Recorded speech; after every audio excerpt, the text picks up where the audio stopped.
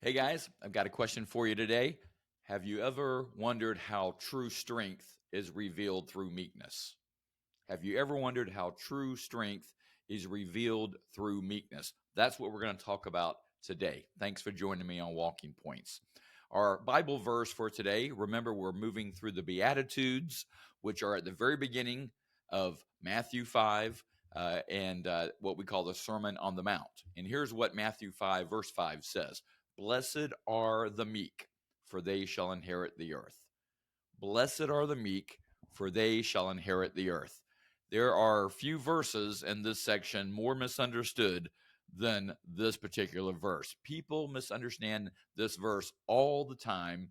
They just assume that meekness means weakness.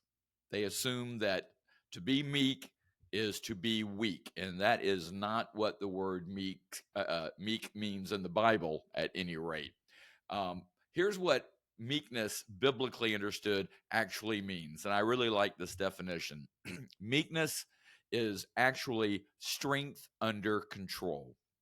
Meekness is strength under control. Have you ever thought about it that way before? It's the ability to remain humble. It's the ability to remain gentle, even in the face of difficulty, even in the face of opposition. And when people are trying to provoke you, and you don't give in to that, you remain in control in that situation, and you're depending upon God. That is to have a meek disposition in that situation. And because of your trust in God, it doesn't matter what people are saying to you. You're not going to be lured into a temptation to, do something foolish. You're going to trust in God and for God to work things out. Jesus teaches us that the meek are blessed. So that's the whole point of this: is blessed are the meek. He says they're blessed not because they lack strength. Okay, that's really important. It's not because they lack strength, but it's because they choose to submit their strength to God's will. They choose to submit their strength to God's will. I really like that. I think that just turns a lot of people's understanding of meekness upside down. Meekness is the opposite of prideful self assertion. It's the posture of patience.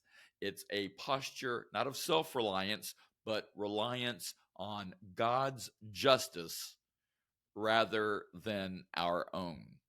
Now, those who have this quality, Jesus says, will inherit the earth.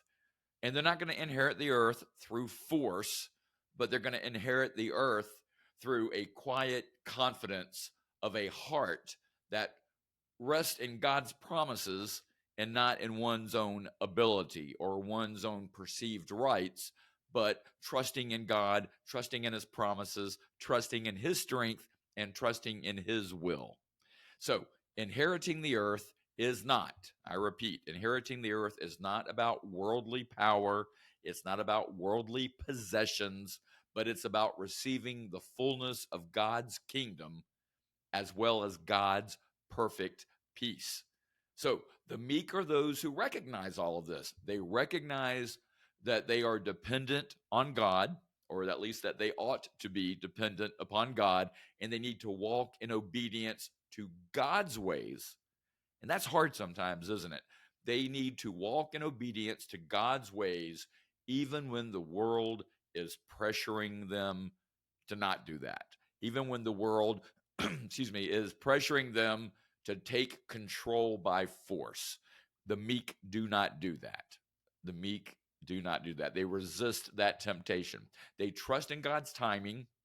They trust in God's plans, and they know that those things are better than their own.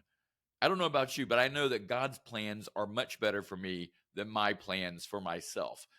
And so knowing this allows us, when we come to that understanding, it allows us to respond with grace,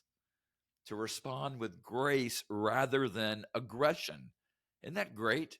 So Jesus himself, you don't have to look anywhere else but in the person of Jesus Christ to see what meekness ought to look like. Strength under control. Jesus demonstrated how true power is found in surrendering to the Father's will. Okay? And that's what Jesus did. So when we embrace meekness, we open ourselves to experiencing God's abundant blessings in a much, much deeper relationship with Him because we're trusting in Him, we're depending upon Him, we are obeying Him. And I believe in the midst of all that, He draws us closer to Himself. So here's a key principle for today's verse. Meekness is a posture of humble dependence on God. Okay? That's the key idea. That's the big idea in all of this. Meekness is a posture of humble dependence on God. It allows us to live with grace. It allows us to live with patience. It allows us to live trusting God because we know that God will fulfill all of His promises in His time. And His time is always right on time. So instead of asserting our own will in our own situation and being assertive, meekness calls us to surrender to God's greater plan and to walk in love and to walk in humility toward other people.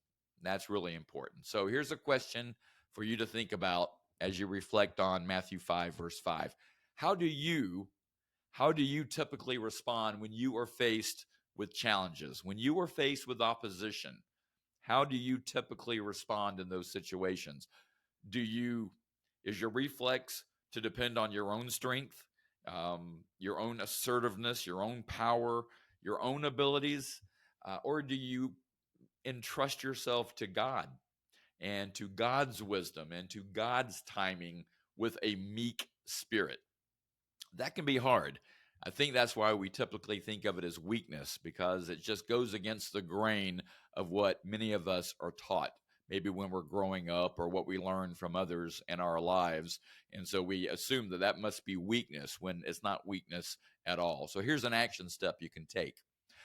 Take time today, whether it's right now, just pause this and do it right now or do it later in the day, whatever's best for you. But take some time to reflect on a situation where you are really feeling the need to assert your control in the situation. Okay?